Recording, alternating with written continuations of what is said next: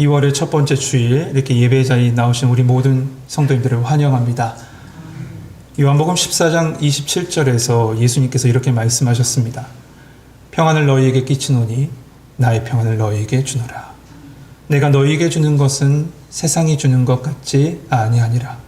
너희는 마음에 근심하지도 말고 두려워하지도 말라.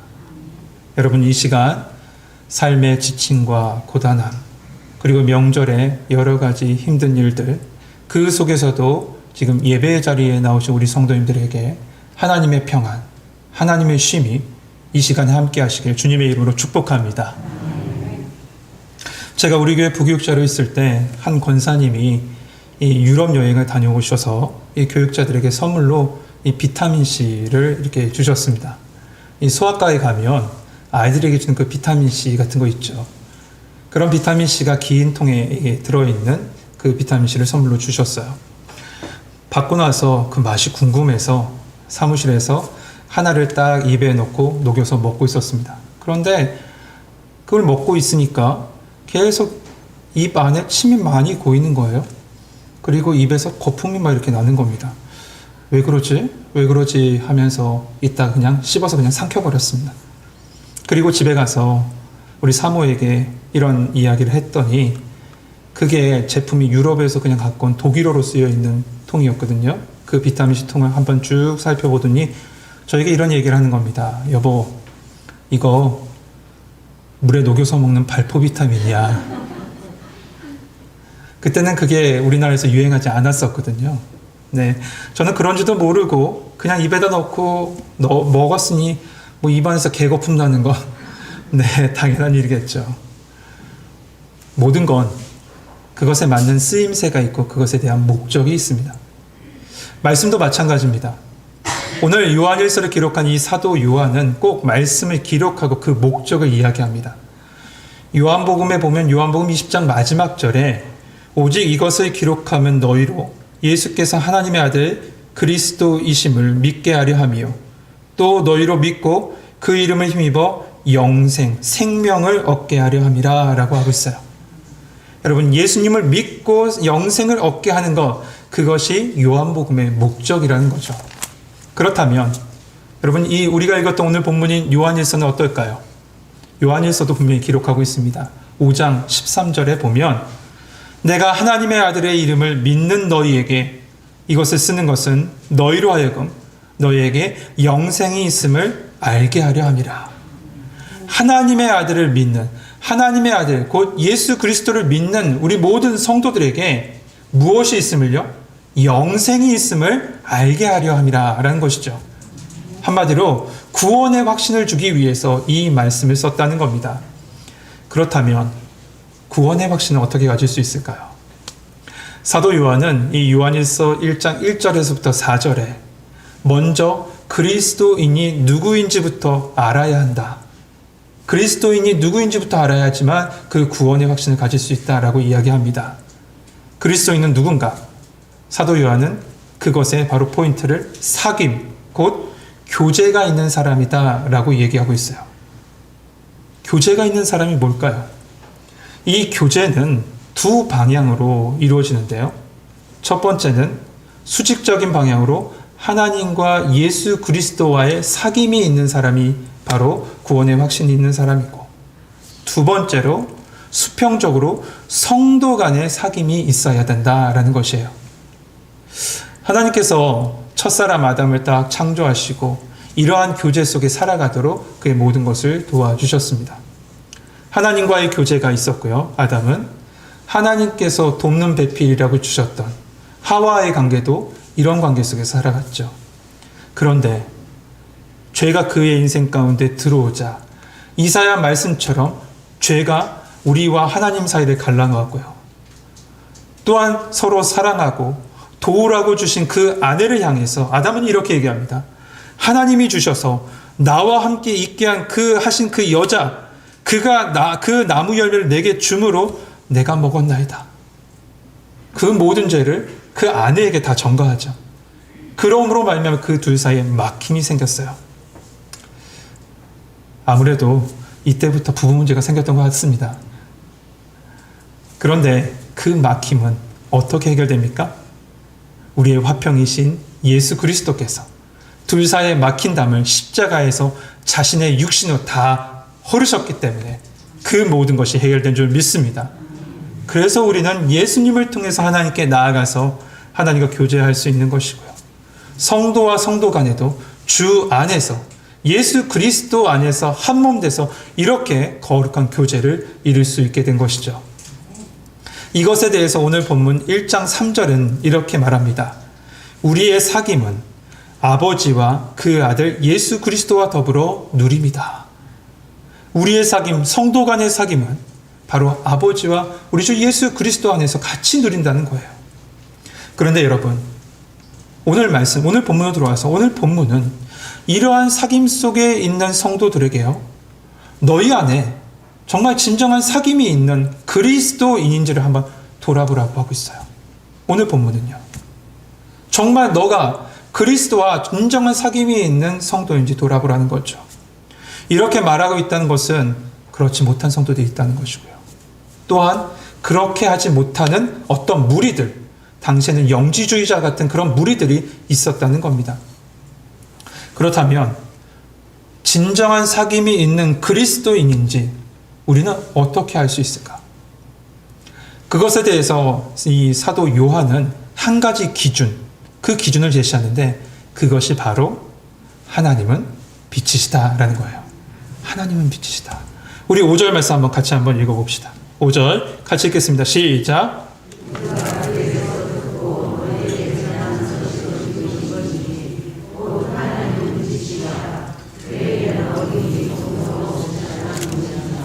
아멘. 사도 요한은 하나님은 빛이시다. 이 하나님은 빛이시다는 가장 기초적이고 핵심적인 원리를 지금 제시합니다. 여러분, 하나님은 빛이시다라는 이 뜻 안에는 여러 의미가 있는데 이것을 한 4가지로 종합해 보면 첫 번째, 하나님은 빛이시라는 것은 하나님은 거룩하시다. 하나님은 정결하시다라는 뜻이에요. 말씀 속에서 하나님은 그의 임재를 항상 빛으로 이렇게 표현하셨습니다. 그래서 빛의 옷을 입으시고 빛 가운데 거하신다라고 계속 말씀하고 있죠. 하나님께서 모세에게 자기의 모습을 이렇게 드러내셨을 때, 보여주셨을 때 그 속에서도 보면 모세의 얼굴은 무엇이 비쳤냐면 광채가 비쳤다고 했어요. 그것을 통해서도 하나님이 빛되심을 알 수 있는 것이죠. 그래서 이 종교개혁자 칼빈은 이렇게 얘기합니다. 하나님이 빛이시다라는 것은 하나님이 거룩하시고 하나님은 정결하시고 하나님의 계시와 하나님의 분리를 우리에게 보여주는 것이다 라고 하고 있어요. 첫 번째, 하나님은 거룩하시고 하나님은 정결하시다는 뜻입니다. 두 번째로 하나님은 빛이시다라는 건 하나님은 진리 되시고 온전한 참 되신다라고 말씀해 주고 있어요. 말씀의 여러 곳에 보면 어두움과 빛, 빛과 어둠을 대조합니다. 그 속에서 보면 빛은 주로 진리, 참된 것, 그것을 의미하지만 어둠은 무엇을 상징합니까? 더러운 것, 죄악된 것, 거짓된 것을 의미하죠. 그러므로 하나님은 빛이시다라는 것은 하나님은 진리가 되시고 하나님은 참된 선이 되신다라는 것을 우리에게 말씀해 주고 계신 것이죠. 세 번째로 성경에서 빛에 대해서 말씀했을 때 그 빛은 꼭 이 생명과 연결되어져 있습니다. 시편 36편 9절에 보면 진실로 생명의 원천이 주께 있사오니 주의 빛 안에서 우리가 빛을 보리다 라고 말씀하고 있어요. 여러분, 이 말씀은 창조주 되신 하나님께서 피조물에게 생명을 주시는데 그 생명의 주심을 무엇으로 표현하느냐? 바로 빛으로 표현해 주고 계신 것이죠. 그리고 마지막으로 하나님께서 빛 되신다는 건 하나님은 구원이시다라는 거예요. 하나님은 구원이시다. 이사야 9장 2절에 말씀합니다. 흑암에 행하는 백성이 큰 빛을 보고 사망의 그늘질 땅에 거주하는 자에게 빛이 비추도다. 이 빛은 바로 구원의 빛인 거죠. 그런데 성도 여러분, 그 빛이 우리 가운데 찾아와 주셨어요. 그분이 바로 참 빛 대신 예수 그리스도십니다. 그렇습니다. 하나님이 빛 되신다는 것은 하나님은 거룩하십니다. 하나님은 진실하십니다. 하나님은 진리이십니다. 하나님은 생명의 근원 되십니다. 하나님은 우리의 구원자가 되십니다. 라는 고백과 함께 그분이 나에게 찾아와 주셨습니다. 이렇게 믿음으로 고백한다는 거죠. 그 고백이 바로 하나님은 빛이십니다. 라는 고백인 거예요. 그렇다면 문제는 이겁니다. 그 빛 되시고 조금도 어두움이 없으신 그 하나님과 어떻게 교제하고 진정한 사귐 가운데 함께 할 수 있는가? 그것이 문제죠. 그것에 대해서 사도 요한은 두 가지를 이야기합니다. 첫 번째로 5절에서부터 7절에 보면 그것은 바로 빛 가운데 행해야 된다. 우리 또한 그 빛 가운데 행해야 된다라고 말씀하고 있어요. 우리 한번 7절 볼까요? 그가 빛 가운데 계신 것 같이 우리도 빛 가운데 행하면 우리가 서로 사귐이 있고 말씀은 어둠 가운데 행하는 자와 이 빛 가운데 행하는 자, 이 두 그룹을 대조합니다. 그러면서 말씀하길 빛 가운데 행하는 자라야 하나님과의 진정한 사귐을 가질 수 있다라고 말씀하고 있는 거죠. 그래서 6절, 바로 위에 6절에 보면 만일 우리가 하나님과 사귐이 있다라고 하고 어둠에 행하면 거짓말하고 진리를 행하지 아니함 이거니와 라고 하고 있는 거예요. 여러분, 여기서 하나님과 사귐이 있다. 하나님과 사귐이 있다는 건 다른 말로 얘기하면 나는 예수님을 믿습니다 라는 고백이에요. 나는 예수님을 믿습니다. 그런데 그 빛 대신 예수님, 그 예수님과 함께 사귐이 있다라고 하면서 어둠 가운데 행하고 있는 그 사람의 그 사귐은 다 거짓이라는 거죠. 어떻게 어둠이 빛과 함께 합니까? 빛과 어둠이 어떻게 함께해요? 그러므로 그의 모든 삶은, 그의 모든 사귐의 모든 이야기는 거짓된다는 겁니다. 그러므로 7절에 이야기합니다. 저가 빛 가운데 계신 것 같이 우리도 빛 가운데 행하면 우리가 서로 사귐이 있느니라. 여러분, 그런데 우리는 이 말씀, 7절 말씀을 읽으면서, 저도 이 말씀을 읽으면서 그런 생각이 들었는데 왠지 모를 부담감이 생기고 어찌 보면 낙심도 좌절감도 생깁니다. 왜냐하면 우리가 우리를 볼 때 우리는 참 빛 가운데 행하기보다 어둠 가운데 살 때가 더 많기 때문에, 빛 가운데로 행하라고 했지만 그 하나님의 뜻 가운데, 그 말씀 가운데 행하지 못할 때가 더 많기 때문에 그래요. 지금도 못하고 있고요. 지금도 못하고 있고 앞으로도 과연 그 빛 가운데 살아갈 수 있을까? 내 안에 의문이 들죠. 하지만 보세요. 사도 요한은 7절에서 저가 빛 가운데 계신 것 같이 우리도 빛 가운데 행하면 우리가 서로 사귐이 있다. 이 말씀을 끝나지 않아요. 이어서 뭐라고 합니까? 그 아들 예수의 피가 우리를 모든 죄에서 깨끗하게 하실 것이요. 할렐루야. 여러분, 여기 우리의 소망이 있어요. 예수 안에 우리의 소망이 있는 겁니다.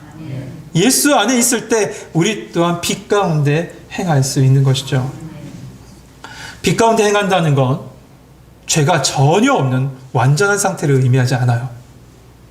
만약에 우리가 빛 가운데 행한다라고 하면서 그 모든 것이 완전한 것을 의미했다면 말씀 가운데 우리를 모든 죄에서 깨끗하게 하실 것이요 라는 이렇게 주님은 이 말씀을 통해서 우리에게 말씀하지 않으시고 말씀할 필요도 없으셨을 거예요. 그러므로 하나님과의 사귐은 우리의 의, 내 의로 되는 것이 아닙니다. 그러면 어떻게 될까요?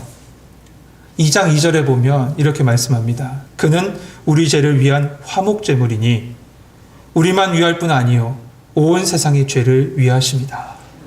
4장 10절에도 오직 하나님이 우리를 사랑하사 우리 죄를 위하여 화목제물로 그 아들을 보내셨습니다 라고 말씀합니다. 그렇습니다. 오직 예수 그리스도의 보혈의 공로로 인하여 우리를 어두운 가운데서 건져서 빛으로 인도해 주셨고, 그 안에서 하나님과 사귐이 있을 때 우리는 주님과 함께 동행하며 진정한 사귐 가운데 살 수 있는 것이죠. 그리고 그 빛을 받아서 그 빛 가운데 행하는 죄로 삶의 자리에서 설 수 우리는 있는 것입니다. 그래서 예수님을 영접한 여러분을 향해서 말씀은 우리에게 빛의 자녀다. 빛의 자녀다라고 말씀해 주고 계신 거죠. 에베소서 5장 8절 말씀입니다. 너희가 전에는 어둠이더니 이제는 주 안에서 빛이라. 빛의 자녀처럼 행하라. 할렐루야. 그렇습니다. 우리는 빛의 자녀예요. 그런데 그 당시에 유행했던 그 영지주의자들은 이런 빛의 자녀된 그 삶을 부정했어요. 그 모든 삶을 부인했습니다.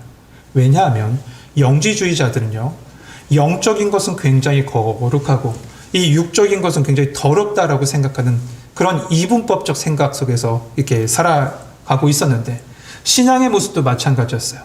영적인 부분은 이미 예수님을 믿었기 때문에 우리가 구원받았으니 내 육신의 몸, 이 몸은 아무렇게나 해도 된다. 아무렇게나도 살아도 된다라고 하면서 이 도덕적이고 육적인 그리고 윤리적인 모든 부분에서 그 삶이 다 무너진 상태로 살았던 것이 영지주의자들이었습니다. 그러니까 이들은 한마디로 이겁니다. 진리에 관해서도 어둠 가운데 있었고요. 또한 윤리적인 부분에서도 어둠 가운데서 행했던 거죠. 그러므로 말씀은 이런 자들에게, 이런 영지주의자들에게 이렇게 얘기하는 겁니다. 나는 하나님과 사귐이 있다라고 너희들이 얘기하지만 그 모든 것은 다 거짓말이라고요. 다 거짓이라고 말씀하고 있는 거예요. 어느 지역에 한 교회가 굉장히 참된 예배를 드린다는 소문이 난 교회가 있었습니다.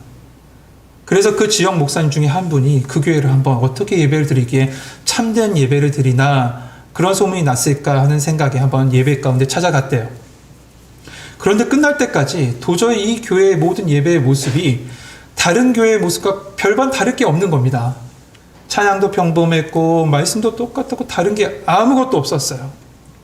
그런데 모든 예배를 마치고 이 문을 나가서 나가는 문을 통해서 나가려고 하는데 그때 그 이유를 알게 되었답니다. 왜냐하면 그 문 앞에 이런 현수막이 붙여져 있었는데, 여러분 한번 잘 들어보세요. 우리의 예배는 예배당을 나가면서부터 시작됩니다. 우리의 예배는 예배당을 나가면서부터 시작됩니다. 여러분 맞죠? 진정한 하나님과의 사귐이 있는 빛의 자녀들은 교회에서만 빛나는 것이 아니라 삶의 자리에서 빛나야 돼요. 내 삶의 자리에서 빛나야 되죠. 어느 날 한 맹인이 이 등불을 켜고 이 밤길을 나섰습니다. 비록 자신은 이 등불을 볼 수는 없지만 다른 사람이라도 이 등불, 자신이 들고 있는 이 등불을 보고 부딪히지 말라고 하면서 등불을 가지고 나간 거죠. 그렇게 한참 길을 걷고 있는데 어느 사람이 딱 와서 자기와 툭 부딪히는 거죠. 그래서 이 맹인이 화가 나서 이렇게 얘기했답니다. 당신은 눈이 없어. 나는 맹인이라서 보지 못하지만 당신은 내가 들고 있는 이 등불을 왜 보지 못하오? 라고 막 화를 냈대요. 그랬더니 이 부딪힌 사람이 맹인이 손에 들고 있는 이 등불을 보고는 이렇게 얘기했답니다. 여보시오, 자네가 들고 있는 이 등불 이미 꺼졌어. 이미 꺼져 있어. 등불을 들고는 있지만 이미 꺼진 줄도 모르고 그렇게 들고 다녔던 겁니다. 여러분, 이 시간 우리의 등불을 한번 점검해 봅시다.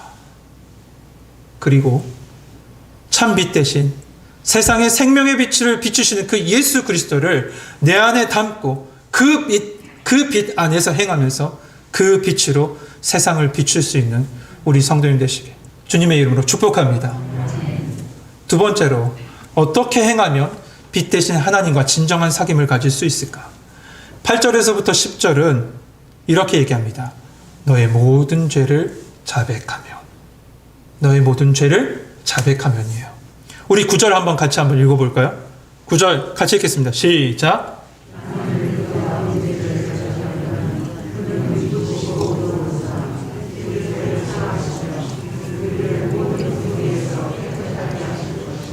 아멘. 예수님께서 복음서에 보면 이 군중들에 잡혀서 이 지금 죽을 위기에 있는 가늠한 여인, 돌에 맞아 죽을 위기에 있는 그 가늠한 여인들, 그 여인을 보호하시면서 군중을 향해서 이렇게 말씀하셨죠. 너희 중에 죄 없는 자가 돌로 치라. 이것은 모든 사람은 다 죄인이라는 거예요.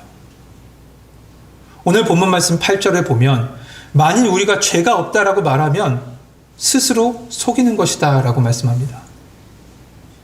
분명 로마서 3장 20절에도 말씀하죠. 율법의 행위로 그 앞에 빛 대신 하나님 앞에 의롭다 하심을 얻을 육체가 아무도 없다고요. 의롭다 하심을 육체가 아무도 없습니다. 그러면요, 죄인된 우리가 하나님과의 사귐을 갖기 위해서 무엇보다 우선되어야 될 게 뭐가 있을까요? 죄인된 우리가 말이죠.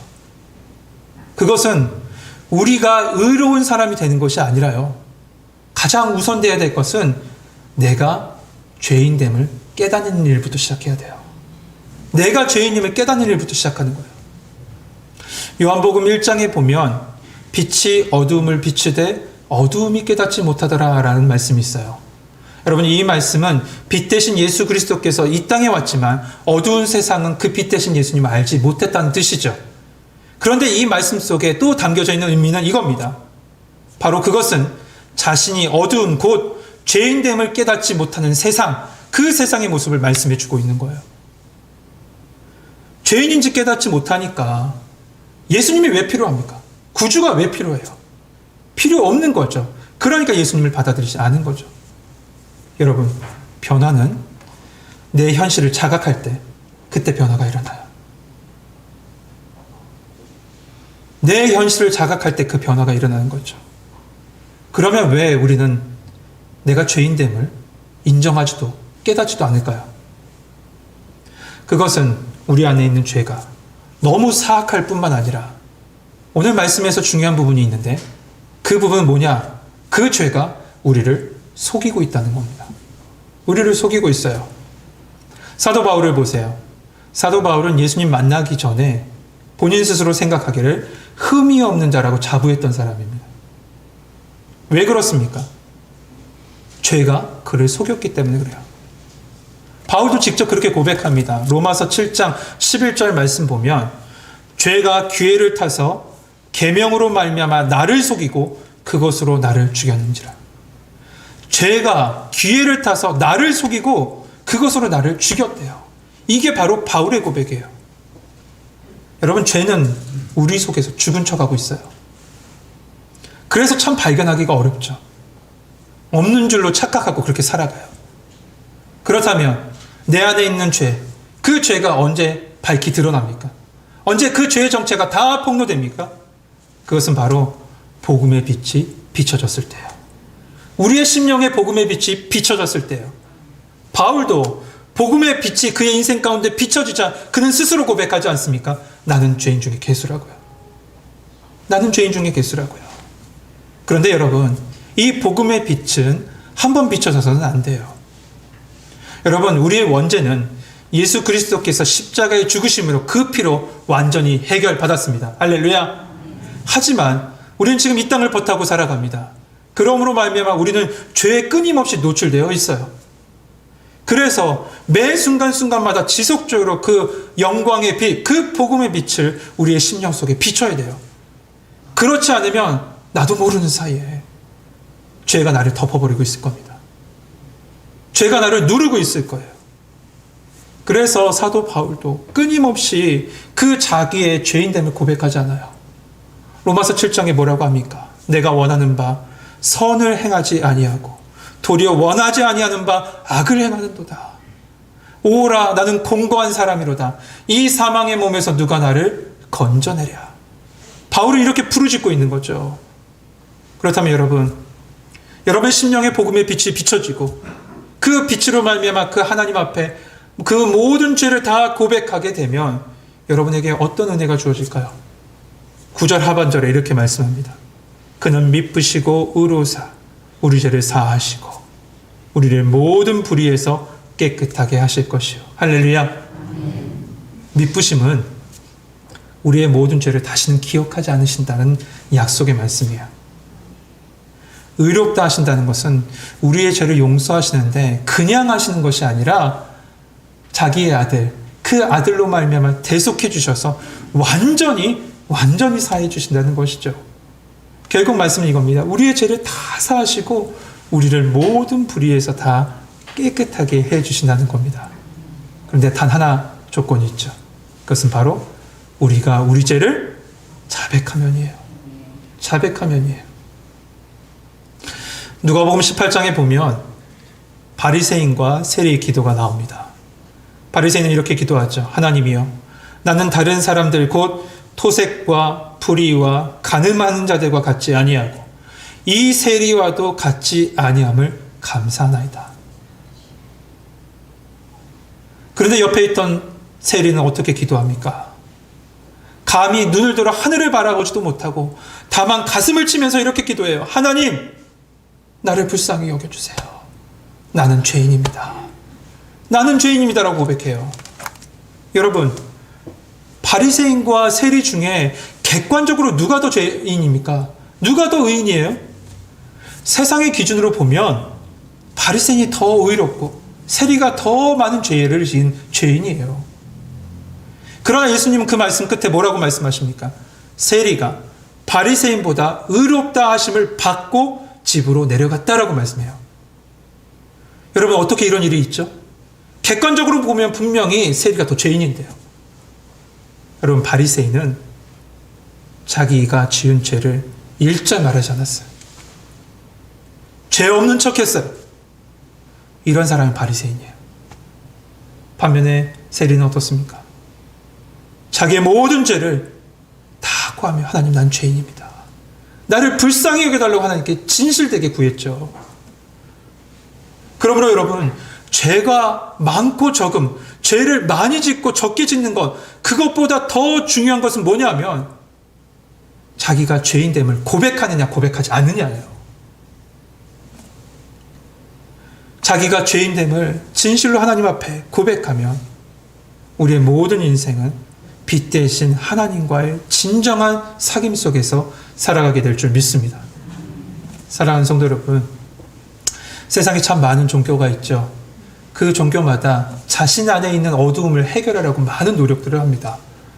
어떤 종교는 작은 공간 안에 딱 들어가서 먹지도 마시지도 자지도 않고 그곳에서 모든 생리현상을 다 해결하면서 그 모습을 통해서 자신 안에 있는 어두움을 내보내려고 해요. 네팔에 있는 어떤 종교는요, 오체투지라고 하죠. 오체투지에 그 절하면서 최고의 신전이 있는 히말라야 산까지 쭉 갑니다.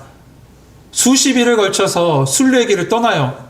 그리고 그곳에 도착하자마자 자신의 이빨을 빼서 그 신전 앞에 꽂습니다. 그제서야 비로소 자신 안에 있는 어두움이 다 사라지고 영생을 누린다고 해서 그렇게 해요. 어떤 곳은 아예 그냥 이 세상에서 떠나서 산속으로 들어가는 곳도 있죠. 그런데 성도 여러분, 어두움은 인간의 힘으로 내 안에서 퍼낸다고 없어지는 것이 아니에요. 어두움은 퍼내는 게 아니에요. 어두움은 빛이 올 때 자연스럽게 사라지는 겁니다. 빛이 내 안에 들어오면 어두움은 사라져요. 자그마한 성냥개비 그 한 개의 불꽃이라도 어두움은 순식간에 사라집니다. 이번 한 달간 우리 모두는 이 요한일서 1장 5절 말씀, 하나님은 빛이십니다. 하나님은 빛이십니다. 이 말씀을 묵상하고 암송하면서 그 빛 대신 하나님과의 거룩한 사귐이 여러분 가운데 함께하길 주님의 이름으로 축복합니다.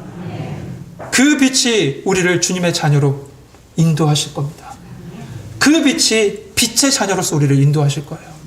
그 빛이 우리의 모든 죄악을 다 드러내고 드러냄으로 말미암아 주님께 나아가서 주님께 모든 것을 구하게 할 것이고, 그러므로 말미암아 주홍 같은 우리의 죄가 눈과 같이 희어지며 진홍같이 붉은 죄라도 양털같이 희게 되는 그런 역사를 여러분 경험하게 될 줄 믿습니다. 빛 대신 그 주님과 함께 거룩한 사귐이 있는 이번 2월 한 달 되시는 우리 성도님 되시길 주님의 이름으로 축복합니다. 기도하겠습니다. 사랑이 많으신 하나님, 우리 모든 성도들을 그 빛 가운데로 인도하여 주시고 거룩한 사귐 속에 함께하여 주시니 감사합니다. 빛의 자녀로 살아가게 하여 주시옵소서. 주님의 빛이 우리의 심령 속에 비추시사 우리가 어디에 서 있든지 빛의 자녀로서의 삶을 살아가게 하여 주시며, 특별히 내 안에 아직도 어두움이 가득 차 있습니까? 주님, 그 복음의 빛을 비춰 주시옵소서. 그 모든 것이 드러나게 하여 주시고 주님께 다 고백하며 자백하며 내려놓게 하여 주셔서 모든 어둠의 권세 다 물러가며 하나님 모든 죄가 하나님 주홍 같을지라도 눈과 같이 진홍 같을지라도 양털같이 희게 되는 역사가 있게 하여 주시옵소서. 이번 한 달도 빛의 자녀로서 주님과 사귐이 있는 그런 모든 성도들 되길 소망하오며 예수 그리스도의 이름으로 감사하고 기도하옵나이다. 아멘.